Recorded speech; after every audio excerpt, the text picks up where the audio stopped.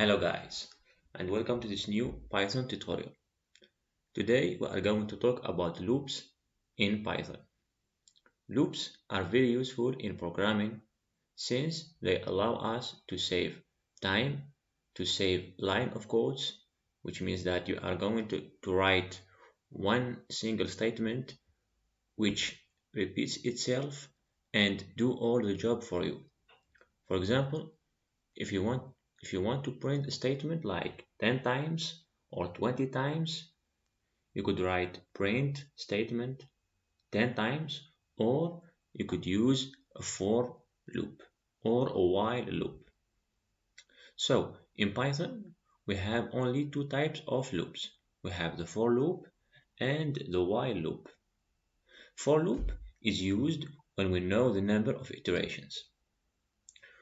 We can use the for loop, for example, to loop or to iterate in a range of numbers using the range function when we're dealing with numbers, or you can iterate over a sequence like, for example, a list, a set, a dictionary, etc. The syntax of the for loop is the following. So you have to write for, you declare your variable in, because we have said that it has to be in a range of numbers, or you can iterate over a sequence. So you write for variable in, for example, we define range. The range function is defined as the following. You have the beginning, you can start from 0 by default, or you can start from 1 or any number that you want. Then we have the end. So for example, you want to go from 1, let's say, to 20, for example. And the third part is about how much you want to increment. By default, it is 1. For example, if we write range 20, it will start from 0 to 20 and it will increment by 1. But here we can, for example, use an increment of 2. Okay, you have to add colon and press enter. The number of spaces between the beginning of the line and the correct statement inside the for loop is 4 spaces, so you have to count 1, 2, 3, and 4. Okay, then you write your statement. For example, you have to write print our variable, for example, and run that. Okay, so we start from 1 to 19, because 17 plus 2 is 19, 19 plus 2 is 21, which is more than 20. Okay, so we count from 1 to 19. Or for example, you can define your sequence like this. For example, you can define sequence, for example, a list. Write 1, for example, 2, and 3, for example. Okay, we execute that, and you can write, for example, 4. Same thing, you can declare your variable and you can call it, and you give it any name that you want. So for element in sequence, press enter, print element. Okay, and as you can see here, when we do the statement, by default it is printed line by line. So each variable or each element is printed in a separated line or in a single line. So as we have said, for is used when we know the number of iterations.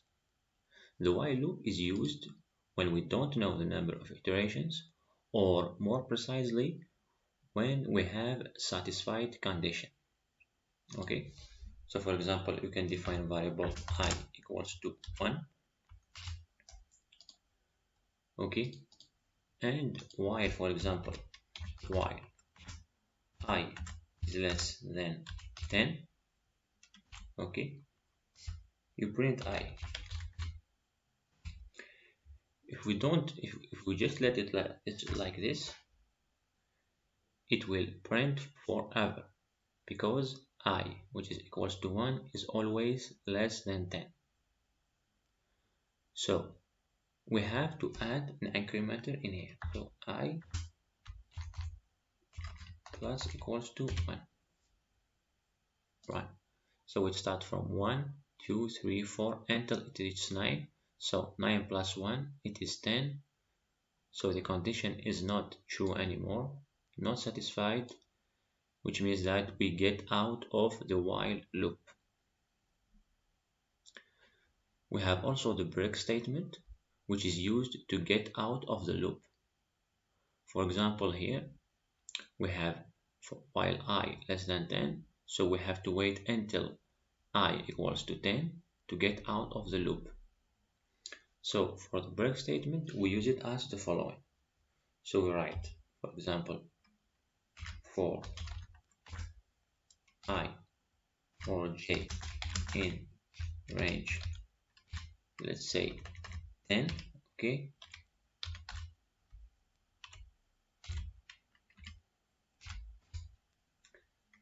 if j equals to 5, break, and here we print the j. So run, you have 0, 1, 2, 3, 4, but when j it is equals to 5, we get out of the loop. So the break statement is used to get out of the for loop. The continue statement is used to skip an iteration. So here we have get out of the loop, but here we only skip it. So for example, for a in range 10, if k equals to 5, we continue, which means that we don't print our value. So we have 0, 1, 2, 3, 4, 5. If k equals to 5, we continue. We don't print this value. So we have 0, 1, 2, 3, 4, and we skip it directly. Then we print 6, 6, 7, 8, 9. So this is for the continue statement. We can also use the else statement with loops. For example, we have here for z in the range 10, we print z. Once we printed all the values, which means that we are at the end of the sequence, we say else print no more iterations, for example, no more iterations, okay? So 0, 1 until 9. Once we reached the end of the sequence, we print no more iterations. So the else statement is not only used with the if, but it can also be used with the for loop. We have also the nested loops, which means that we use a for loop inside another for loop. For example, we have for x in the range 5 and for y in range 2. For example, we print the multiplication, print x times y, for example. So we have x in range 5, so we have 0 times 0 is 0, 0 times 0 is 0, and we continue until the end of the sequence. For example, you can start from 1 to avoid 0, and also here you can start by 1, okay? So we have 1 times 1 equals to 1, 1 times 2, 3, and 4. So this is all for the loops in Python. I hope that you have learned new things. Thanks for watching and see you in the next one.